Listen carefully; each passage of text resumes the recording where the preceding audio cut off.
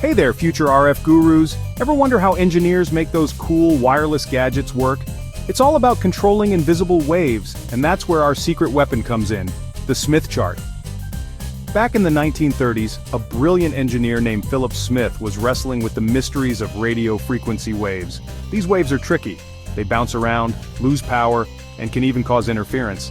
Smith needed a way to visualize these complex behaviors. And bam, the Smith chart was born. It's like a magic mirror that shows us how RF waves behave in circuits. No more complicated math equations. With the Smith chart we can see the invisible and design amazing things. So, are you ready to unlock the secrets of the Smith chart? Let's go! At first glance, the Smith chart might look like a bunch of random circles and lines, but don't worry, it's not as scary as it seems. Think of it as a treasure map, and each mark guides us to RF treasure. The chart is like a circular map of an RF circuit. The very center of the chart, that's our starting point. It represents a perfect match where all the RF power gets delivered where we want it to go. Now, those circles that loop around the center, those are our impedance circles. Impedance is like resistance for RF signals. It tells us how much the signal is being held back. The farther we move from the center, the higher the impedance and the more our signal is being reflected. And the lines that crisscross the circles? Those are our reactance arcs. Reactance is like inertia for RF signals. It tells us how much the signal wants to keep moving. These arcs help us see how the signal's phase is changing. Now let's have some fun plotting impedance on the Smith chart. Remember, impedance is like the resistance an RF signal feels in a circuit. It has two parts, resistance, which is the real part, and reactance, which is the imaginary part. Imagine we have an antenna with an impedance of 50 ohms. We find the circle labeled 50 on the Smith chart. That's where our antenna lives. Easy, right? But what if our antenna is a bit more complex and has some reactance too? No problem. We just use the reactance arcs to fine-tune our position on the chart. Each point on the chart represents a unique combination of resistance and reactance. The Smith chart lets us see how impedance changes as we move components around in our circuit. It's like having X-ray vision for RF. One of the coolest things about the Smith chart is how it helps us with impedance matching. Remember, we want our RF power to go where we want it to go, not bounce back.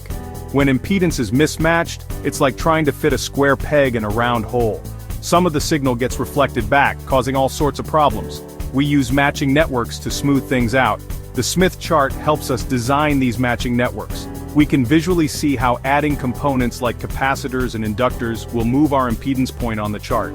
Our goal is to bring it to the center, achieving a perfect match. Popular matching techniques like L networks and stubs are a breeze to visualize on the Smith chart. We can see how adding a series component moves us along a circle, while adding a shunt component moves us along an arc. It's like solving a puzzle. Amplifiers are like the muscles of the RF world, boosting our signals to reach farther. But sometimes they can get a little too enthusiastic and become unstable. That's where stability circles come in.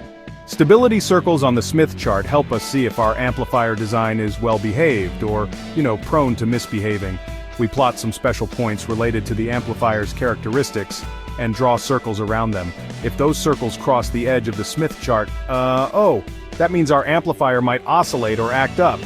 We can use this information to tweak our design and keep things stable. Stable amplifiers mean happy signals. The Smith chart isn't just a one-trick pony, it's a versatile tool that helps us with all sorts of RF challenges. Let's explore some of its superpowers. First up, antenna tuning. The Smith chart helps us fine-tune antennas for optimal performance. By adjusting their length or adding matching networks, we can make sure they efficiently radiate our signals. Next, RF filter design. Want to select specific frequencies and reject others? The Smith chart helps us design filters that precisely shape our RF spectrum, kind of like giving our signals a perfect haircut. And then there's load-pull setups. In the lab, we use load-pull setups to test how RF components behave under different load conditions.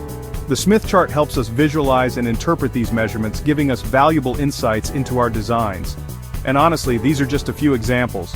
The Smith chart is like a Swiss Army knife for RF engineers, always there to lend a helping hand. In today's digital world, we have powerful computers and sophisticated simulation software. So, why do we still need the Smith chart? Well, for starters, it teaches us to think visually about RF circuits. Instead of getting lost in equations, we can see the big picture and understand the underlying concepts. It's like having a map instead of just a bunch of street names.